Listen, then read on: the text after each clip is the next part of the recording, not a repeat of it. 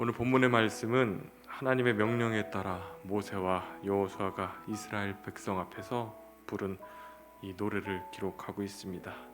이 노래는 단순한 노래가 아닌 이스라엘 백성들의 앞으로 일어날 일에 대한 이야기입니다. 이스라엘 백성들의 이 배반과 불순종에도 불구하고 그들을 구원하기 위한 그 하나님의 마음을 오늘 말씀 속에서 함께 볼 수 있습니다. 오늘 말씀을 보면 하나님인 모세에게 이스라엘 백성들이 영원히 부를 노래, 이스라엘을 향한 경고의 노래가 끝난 후에 신명기에 반복되는 가르침이 다시금 이렇게 반복되는 것을 볼 수 있습니다. 하나님의 말씀, 율법을 마음에 두고 자녀에게 명하여 지켜 행하라는 것입니다.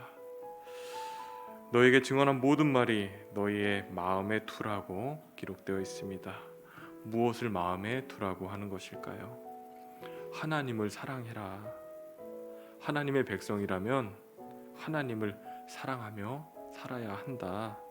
이거 잊으면 안 된다라는 말씀입니다. 이 말씀을 오늘 우리에게 알려주고 있는 것입니다.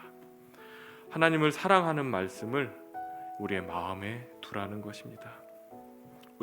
우리가 지금까지 신명기를 보면서 많이 보았던 말씀 중에 하나가 기억하라라는 말씀입니다. 어떻게 보면 마음에 두다라는 말, 또 기억하라라는 말은 비슷하다고 이렇게 생각할 수가 있는데요. 그러나 마음에 두라고 이렇게 정확하게 우리가 말씀하고 있습니다. 두 말은 분명히 차이가 있습니다. 기억하라라는 것은 잊지 않는 것, 그리고 마음에 두라는 것은 말씀을 마음에 새기라는 것입니다. 다시 말하면 그 말씀을 마음에 새기라는 말은 말씀으로 삶의 기준을 세우라는 뜻입니다. 말씀을 삶의 기준으로 삼고 살라는 것입니다. 그 말씀이신 하나님과 동행하는 삶을 살라고 말씀하시는 것입니다. 우리의 삶이 하나님 눈앞에 사는 것처럼 마음과 믿음을 가지고 살아야 되는 줄 믿습니다. 이것이 하나님을 위하는 길이고 하나님을 높이는 길이고 하나님을 사랑하는 길인 줄 믿습니다. 특별히 오늘 본문에 보면 하나님을 사랑하는 것을 자녀에게 명령하라 라고 말씀하고 있습니다.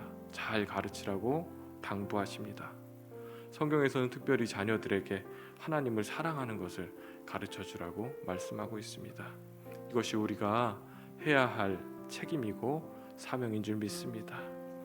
하나님이 주신 이 하나님의 복된 신앙을 가정에서부터 이어가라고 우리에게 일러주고 있습니다.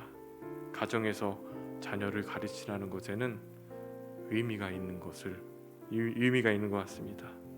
왜냐하면 가정에서는 어떻게 이렇게 숨길 수가 없습니다. 밖에서는 그럴싸하게 우리의 모습을 스스로 포장할 수 있습니다. 괜찮은 사람, 믿음 좋은 사람, 말씀대로 사는 사람. 그러나 가정은 어떻습니까? 가정에서는 숨길 수 없습니다.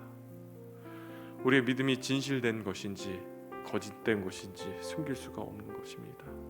하나님을 사랑하는지 사랑하는 척하는 것인지 낱낱이 드러나죠. 내가 잘하지 못하면 자녀에게 가르칠 수도 없고 말할 수도 없습니다. 자녀들을 가르치라는 것은 자녀들에게 본이 되도록 늘 우리의 모습을, 나의 모습을 점검하라는 말씀인 줄 믿습니다. 이 율법의 모든 말씀을 지켜 행하라라고 또 말씀하십니다. 말씀을 지켜 행하라는 것은 순종하라는 것처럼 들릴 수 있습니다. 그러나 우리가 계속해서 이 신명기 말씀을 통해 율법의 기초가 무엇인가라고 말씀을 통해 보았을 때 율법의 기초는 우리를 향한 하나님의 사랑이 이렇게 전제되어 있는 것을 보았습니다.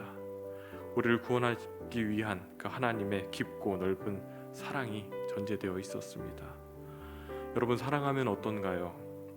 사랑하는 사람이 기뻐하는 일만 하려고 합니다. 사랑하는 사람의 마음에 드는 일만 하려고 합니다. 그래서 사랑하는 사람이 지나가는 말로 한 것도 다시 한번 기억하고 행하는 것을 볼 수 있습니다. 그냥 지나치지 않죠. 작은 것 하나 놓치지 않습니다. 사랑하니까. 우리가 하나님을 사랑한다면 지켜 행하는 것은 전혀 문제가 되지 않은 줄 믿습니다. 하나님을 사랑함으로 하나님의 말씀을 듣고 하나님의 말씀을 가까이 하며 말씀대로 행하는 저와 여러분 되시기를 주님의 이름으로 축원합니다.